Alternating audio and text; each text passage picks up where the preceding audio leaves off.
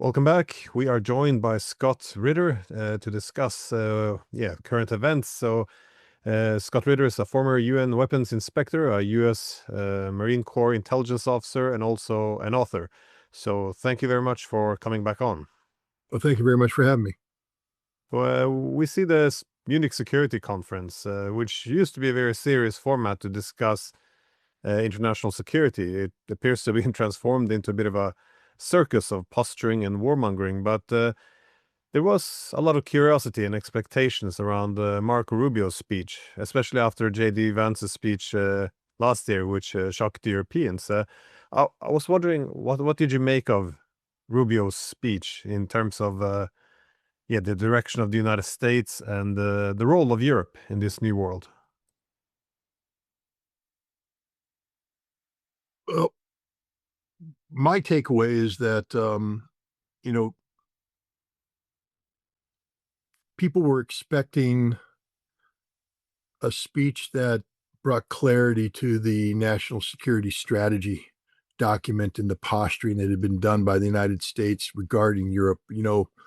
Um, there were very strong statements made in there about, Europe, threatening itself with existential extinction, cultural extinction, um, comments that suggested the United States, you know, mm, might not be behind Europe 100%, that Europe had to make some adaptations to, um, its behavior to more closely align with American vision, things of that nature. And I think Rubio actually delivered on that, but not in the way that people wanted. I think the reality is that I think Rubio is saying that Europe's role is to reinforce America's ability to project itself as a new colonial power in the global South, and such that Europe is going to be in a subordinated role from here on out. That may not be the message Europe wanted to hear, but I'm pretty sure that's the message that Rubio is trying to send. Yeah, the Europeans don't seem happy that they're on the outside this time. I think some comments, if they were on the inside, would have been more reassuring. But nonetheless, did give him a standing ovation. But I guess they would have anyways. How about what do you make of how he envisions America's relationship with the other great powers, though, be it Russia or China? Because everyone remembers this interview he gave at the beginning of last year with Megyn Kelly. He made the point that unipolarity was over. It was always temporary. People were curious, what does that mean? Are we going to get the hegemony back, or are we going to, accommodate a favorable balance of power among, in the multipolar system? How did you get any of this from his speech, or was it more focused, more intended just to be for our European audience? I think the Europeans were hoping for more clarity because there's mixed signals being sent by the United States. I think, I mean, if we're going to be honest, the United States isn't seeking a multipolar world. They're just seeking to redefine the terms of American hegemony away from the old rules-based international order model that had prevailed since the end of the Second World War, now to one that is premised on, when we say "Make America Great Again," there was a lot of people, including Europeans, who felt that that was okay because that meant America was looking inward to repair itself. But "Make America Great Again" is really an expression of "Make America Dominant globally again." We will brook no competitors. Um, I, Even with Russia, this concept of equality, there's no policy of equality with Russia. It's a farce. If there was equality with Russia, then Anchorage would have been adopted. Um, but what we do is we drag the Russians on. What I see today with our policy with Russia, because remember, Rubio is a voice, but you have to hear the voice in the echo chamber of the totality of the Trump administration's actions. Scott Bessent saying he will bring Russia to its knees. Um, you know, understand that when Besson talks about, cause and effect relationship between American sanctions or American economic activity and inside the bringing Russia to its knees is the Iranian model. That means bringing people to the streets. That's what the United States is seeking. Um, and Rubio knows this because he's not just the Secretary of State, he's the National Security Advisor. As this National Security Advisor, he has sat in on the meetings where the CIA talks about, you know, um, reinforcing the sanctions that target Russian energy by empowering Ukraine to strike Russian strategic energy targets. Um, the empowerment of Ukraine goes beyond strategic energy targets. We now know it includes striking the president of Russia's residence. Um, these are the realities that you have to realize when talking about Rubio's posturing. When we seek, for instance, with Kirill Dmitriev and his engagement, maybe Russia believes that the United States is serious about genuine economic investments into Russia. I would ask Russia to go back and reflect on Joe Biden's visit in March of 2011 and the statements that Joe Biden made, the conditional statements, the conditionality which was attached to American capital investment in Russia is all predicated on Russia making changes in governance that, reduce genuine Russian sovereignty and increase points of leverage where America can exercise control over Russia domestically, economically, politically. Um, and that's our goal and objective today. Nothing's changed.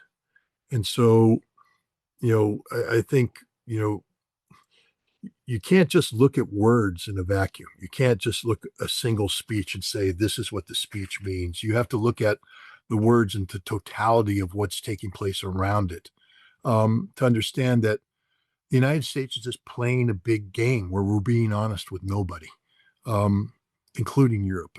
For the Europeans to believe that they're the allies of the United States is an absurdity in the extreme.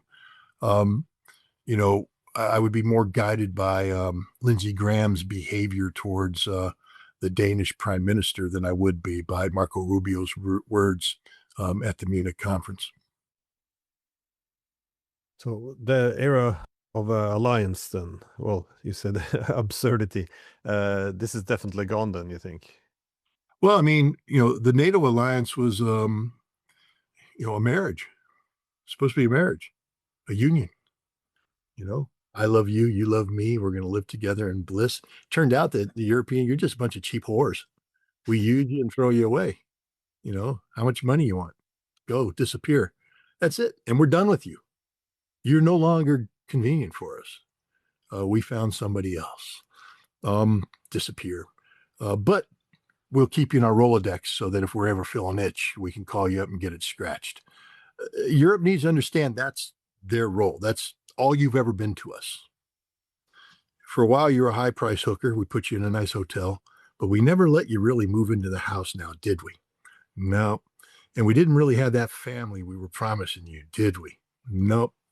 And now you expect to be treated what, as a loyal spouse? You were never a loyal spouse. You're just a cheap trick. Yeah, the change in the distribution of power, though, this seems to be something that the Europeans don't accept, that their interests at least have divided, become very divergent. Instead, there's always talk about,